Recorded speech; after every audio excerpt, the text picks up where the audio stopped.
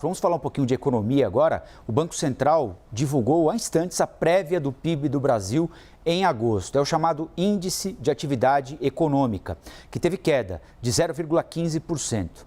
Para a gente falar um pouquinho sobre esse resultado do mês de agosto, tentar projetar o que isso significa para o restante do ano, nós vamos conversar ao vivo com o Fábio Pina, que é assessor econômico da Federação do Comércio de São Paulo. Fábio, bom dia. Bom falar com você aqui na CNN.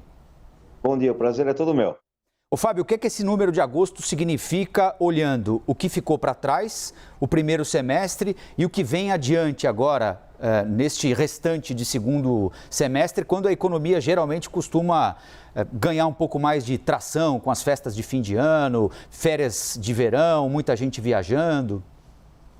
Olha, o dado é muito próximo da expectativa, um pouquinho abaixo da expectativa da FEComércio, o dado desse mês especificamente, e o Banco Central ele é muito bom em antecipar o que vai acontecer, ou na realidade o que já aconteceu, mas ele sai um pouquinho antes do que o IBGE sai com o PIB. Na realidade, eu tenho olhado muito mais a variação com relação ao ano passado e até com relação a 2019, por motivos óbvios, né? O ano passado foi um ano totalmente atípico, e eu tenho desaceleração gradativamente, mês a mês. O IBCBR acelerou até o meio do ano, e de junho, julho para cá, ele tem desacelerado nessa comparação, né, com relação ao ano passado. As nossas projeções dão um crescimento um pouquinho abaixo de 5%, com esse dado incluído, 4,8%, 4,7%, mas para ser bem sincero, a gente não tem toda esta precisão de 2 ou 3 dígitos que o mercado tem. Então, para mim, se for 4,8% ou 5% é a mesma coisa.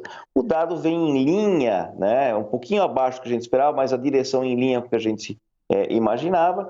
E, claro, o segundo semestre ele cresce um pouquinho mais, mas também eu tenho que comparar com relação ao ano passado. Então, ele é um pouco mais, tem uma atividade um pouco maior que a do primeiro semestre, mas em comparação aos anos anteriores, a gente está vendo que está desacelerando esse crescimento. E deve ser assim, a não ser que o setor de serviços tenha um desempenho um pouco melhor no último trimestre, e isso pode jogar, ao invés de 4,8% de crescimento, para 5,1% de crescimento. Na realidade, a gente está dependendo dessa reação do último setor a começar a sair da crise, que é o maior setor da economia, que é 70% da economia, que são os serviços.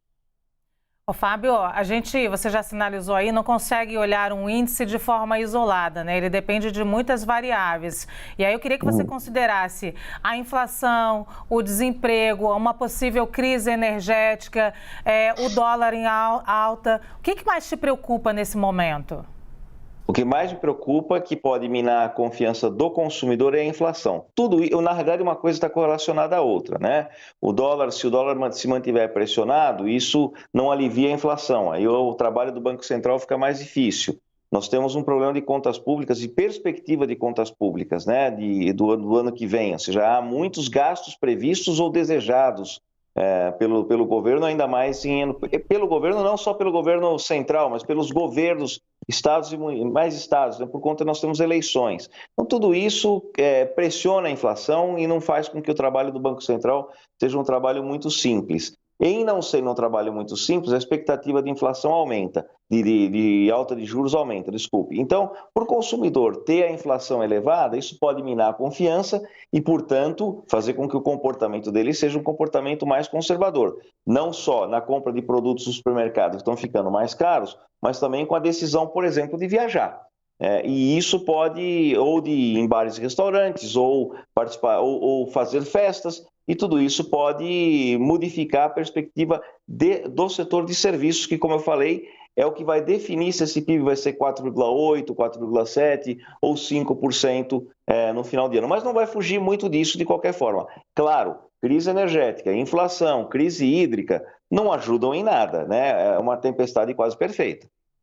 Fábio, você fala por um setor de atividade econômica que foi duramente atingido pela pandemia, né, com as regras de distanciamento social necessárias, mas que foram fatais para muitos negócios, né? Outros que não fecharam perderam muito dinheiro, tiveram de demitir. Queria saber como é que está o processo de recuperação deste setor a partir do momento em que a vacinação começou a avançar, as regras de distanciamento social foram flexibilizadas, o horário de funcionamento do comércio de rua, dos shoppings praticamente voltou ao normal. Já é perceptível alguma recuperação desse setor? Sim, mas na realidade a gente tem que lembrar que o ano passado o governo adotou algumas medidas, no meu entender, corretas. A suspensão de folha de pagamento que resgatou muitos empregos e empresas, né? Para que elas pudessem ultrapassar esse momento mais agudo. O auxílio emergencial, a gente pode discutir se ele durou muito tempo, se ele é muito elevado ou não, mas a medida era correta e necessária e naquele momento não tinha muito como ficar fazendo conta. As pessoas, havia muitas incertezas, aliás, só havia incerteza, né? E o Pronamp, que é um projeto que foi muito bem desenhado no Ministério da Economia, que de fato funcionou tão bem que o Ministério pensa, e a gente também, que ele deveria ser perene, né? Um programa de crédito para pequena empresa com algumas garantias do Tesouro através do BNDES, né? Esse foi um programa muito bem sucedido. Esses programas fizeram com que o comércio não tivesse um vale tão grande, na realidade teve lá em abril, maio do ano passado um vale muito grande, mas na realidade o que ocorreu de fato é que houve um deslocamento de demanda, houve até um aumento do comércio no ano passado, só que concentrado em material de construção e supermercado, basicamente isso. Aí os outros setores, como se você pegar o setor de vestuário, teve meses de cair 90% as vendas. Esses setores, sim, são majoritariamente constituídos de pequenas empresas, setores sofreram demais. Eles começam a se recuperar, sim, mas olha que engraçado, a gente tem crescimentos de 100%, 120%, 130% das vendas em relação ao ano passado, em alguns meses do vestuário, e ele ainda continua com uma queda geral de 40%, 35%, 45% das vendas. Então, nem todos os setores conseguiram se recuperar, apesar de todas as medidas. Infelizmente, a pandemia foi um momento, um cisne negro, né? Algo totalmente fora de qualquer radar. Ninguém jamais esperaria, eu colocaria no seu cenário para o ano, aí talvez tenha uma pandemia que feche que o mundo pare. Isso não estava previsto por ninguém. E, infelizmente, isso teve um efeito muito deletério em alguns setores, em especial esses que eu falei que não ficaram abertos no ano passado e ainda não se recuperaram. E tem que lembrar que muita gente ainda, por exemplo, está em home office, é meu caso.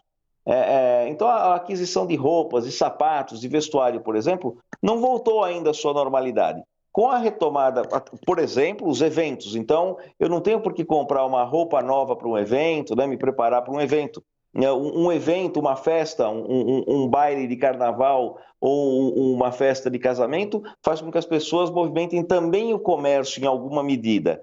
E isso ainda não está acontecendo na profusão que ocorreu. Agora, há uma demanda reprimida, em algum momento isso vai se recuperar. Voltando à questão anterior, se por acaso a inflação, em especial a inflação na minha perspectiva, na minha visão, continuar minando a confiança do consumidor, isso vai dificultar a retomada, inclusive, desse setor de eventos e festas, de confraternização e de viagem e lazer, que também se modificou muito. Em tese, poderia beneficiar o mercado interno, porque as pessoas não vão para fora ainda. Mas tudo isso depende da confiança do consumidor e eu não sei como ela estará até o final do ano. E, novamente, me repetindo, isso depende muito de como as famílias vão perceber a inflação daqui para frente.